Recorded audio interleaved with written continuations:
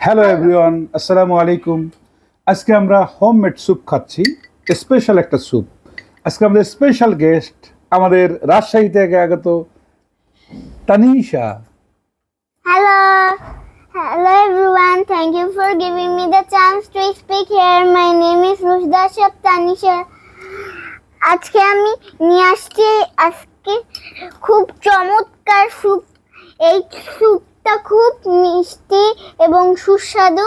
আপনারা চাইলে আপনারাও খেতে পারেন। এটা হচ্ছে আমাদের আম্মু বানাইছে সবার জন্য, পুরো ফ্যামিলির জন্য। আমি এই স্যুপটা টেস্ট করে আপনাদেরকে দেখাবো। এইটা খুব মজা। আম্মু আমাদেরকে স্যুপ বানাই দিয়েছে।